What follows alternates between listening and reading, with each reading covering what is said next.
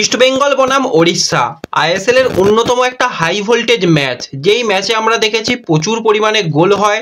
East বেঙ্গলের record কিন্তু মোটেই ভালো নয় এই ওড়িশার সঙ্গে, কারণ এখনো পর্যন্ত রেকর্ডের দিকে তাকালে ওড়িশা কিন্তু অনেকটাই এগিয়ে রয়েছে। তো কালকে ম্যাচ খেলতে নামার আগেও কিন্তু ওড়িশা দল ইস্ট বেঙ্গলের থেকে কিছুটা এগিয়ে তারা শুরু করেছিল, কারণ তাদের যেরকম প্লেয়ার রয়েছে, তাদের কাছে খুবই ভালো প্লেয়ার রয়েছে, কিন্তু পরিকল্পনার দিকে যে কার্লেস অনেক এগিয়ে লোবেরার থেকে, সেটা কিন্তু মাঠে এসে প্রমাণ করে দিল। যেভাবে তার দলকে নিয়ে খেলিয়েছে অসাধারণ, কিন্তু কালকে ইস্টবেঙ্গল ফুটবল খেলেছে। শেষের 10 মিনিট যে ইস্টবেঙ্গল কি ভালো ফুটবল খেলেছে, যারা ম্যাচটা ফুল টাইম দেখেছে তারাই জানে। কালকে ইস্টবেঙ্গলের অন্যতম একটা সেরা ম্যাচ ছিল। তবু ঘরের মাঠে এরকম একটা পরিবেশ, যেখানে প্রচণ্ড পরিমাণে স্লিপ হচ্ছে, অনেক কুয়াশা পড়েছে, শিশির পড়েছে, সেখানেও কিন্তু ইস্টবেঙ্গল আধিপত্য রেখে ফুটবল খেলেছে। কালকের ম্যাচ থেকে কিন্তু ইস্টবেঙ্গল জিততে পারতো, জিততে দেয়া হচ্ছে না মূলত ইস্টবেঙ্গলকে।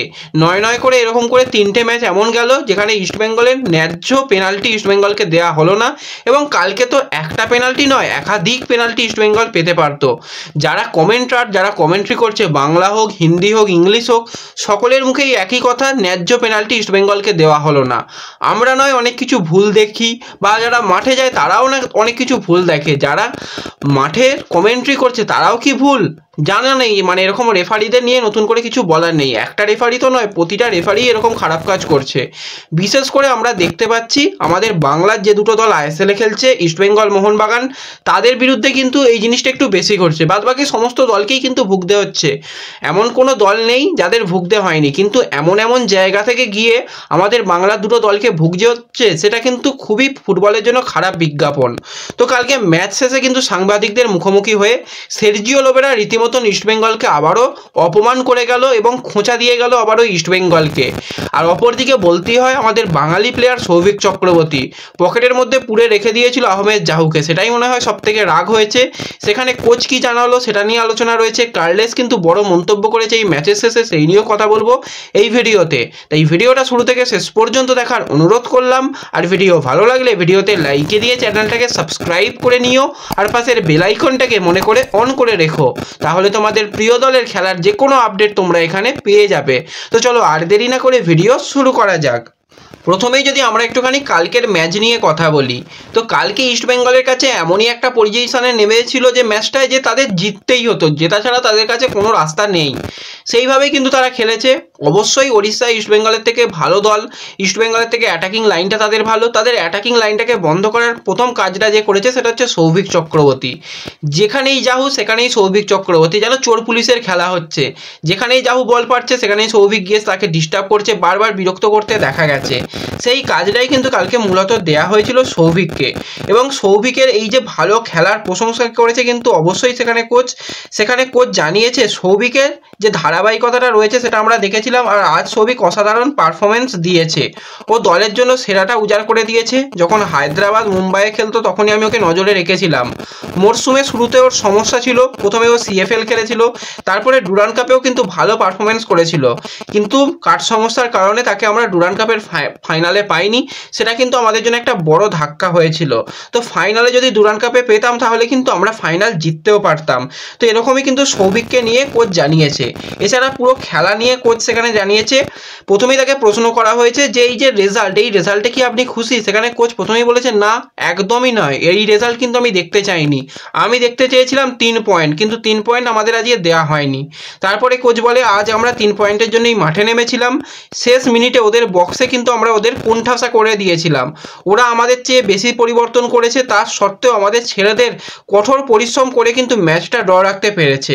আমরা একাধিক সুযোগ পেয়েছিলাম, দুটো স্পষ্ট পেনাল্টি আমাদের ছিল। সেই দুটো পেনাল্টির মধ্যে যদি একটা পেনাল্টিও আমাদের দেয়া হতো, ম্যাচের রং পরিবর্তন হয়ে ম্যাচ থেকে আমরা 3 পয়েন্ট নিয়ে আসতে পারতাম। তো 3 পয়েন্টের কাছাকাছি গিয়েও কিন্তু আমরা 3 পয়েন্ট নিয়ে আসতে পারলাম না।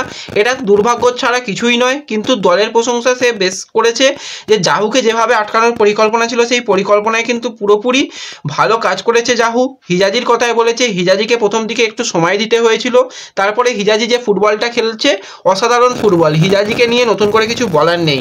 পুরো দল ভালো খেলছে, তার যেরকম পরিকল্পনা করে কালকের ম্যাচের জন্য নেমেছিল সেই পরিকল্পনায় পুরোপুরি পাস মার্ক পেয়েছে প্রতিটা প্লেয়ার। কিন্তু ওই ন্যায্য পেনাল্টি যদি ইস্টবেঙ্গলকে না দেওয়া হয়, এর আগে আমরা বেঙ্গালুরু ম্যাচেও দেখেছিলাম এই সেন্টিন লেথানি কিন্তু সেখানে ম্যাচ রেফারি ছিল, সেখানে ইস্টবেঙ্গলের ন্যায্য পেনাল্টি দেওয়া হয়নি, বেঙ্গালুরুকে পেনাল্টি গিফট করা হয়েছিল, সেখানে ইস্টবেঙ্গলকে হারানো হয়েছিল। আজকেও কিন্তু যে ম্যাচটা হলো সেই ম্যাচেও কিন্তু ইস্টবেঙ্গলের থেকে 2 পয়েন্ট আটকে দিল ম্যাচ রেফারির কারণেই কিন্তু আজকের ম্যাচেও পুরো পয়েন্ট পেল না ইস্টবেঙ্গল। এর আগে আমরা দেখেছিলাম জামশেদপুর ম্যাচ, সেই ম্যাচেও কিন্তু ইস্টবেঙ্গল ম্যাচ জিততে পারত, সেখানেও ইস্টবেঙ্গলের 3টে পয়েন্ট, সেখানে ইস্টবেঙ্গল পায় না, 1টা পয়েন্ট নিয়েই তাদের ফিরতে হয়। তো 9 করে ইস্টবেঙ্গলকে মোটামুটি 7 থেকে 8টা পয়েন্ট রেফারির জন্য নষ্ট করতে হয়েছে। মানে রেফারির এত ভুলভাল ডিসিশন, সেই ভুলভাল ডিসিশনের জন্য জেতা ম্যাচ ড্র করেছে, ড্র ম্যাচ যেখানে রাখা দরকার ছিল সেখানে ম্যাচ হারতে হয়েছে। তো রেফারি যে কালকে কতটা খারাপ ভুল সিদ্ধান্ত দিয়েছে আমি প্রতিটা ফুটেজ নিয়ে রেখেছি, এবং প্রতিটা ফুটেজ তোমরা আমার ফেসবুক পেজে দেখতে পেয়ে যাবে। তাই অবশ্যই ডেসক্রিপশন বক্সের লিঙ্ক থেকে ফেসবুক পেজে জয়েন হয়ে যাও, এবং তোমরা ক্লিয়ার সেখানে দেখতে পারবে যে কীভাবে ইস্টবেঙ্গলের পেনাল্টিগুলোকে দেওয়া হচ্ছে না, সেখানটা অবশ্যই দেখতে পারবে। আর কালকে রেফারি নিয়ে যদি তোমাদের কিছু মন্তব্য থাকে অবশ্যই কিন্তু কমেন্ট বক্স খোলা রইল, সেখানে কিন্তু তোমরা কমেন্ট করতে পারো। এবার যদি আমরা একটুখানি সের্জিও লোবেরাকে নিয়ে কথা বলি, তো লোবেরার সঙ্গে ইস্টবেঙ্গলের যে টক্কর একটা হবে আমরা বুঝতেই পারছিলাম, কারণ এই লোবেরাই শেষ মুহূর্তে এসে ইস্টবেঙ্গলকে রিজেক্ট করে ওড়িশাতে গিয়েছিল, তো তাকে দেখিয়ে দেওয়ার একটা ম্যাচ ছিল। আর কোচের যে পরিকল্পনা, কতটা ভালো পরিকল্পনা আমরা দেখেছি, প্রতিটা ম্যাচে কিন্তু নির্দিষ্ট একটা পরিকল্পনা থাকে, ম্যাচ বাই ম্যাচ কিন্তু সে নিয়ে ভাবে, সেটা বোঝা যায়। কালকেও কিন্তু সেখানে আমরা স্পষ্ট দেখেছিলাম।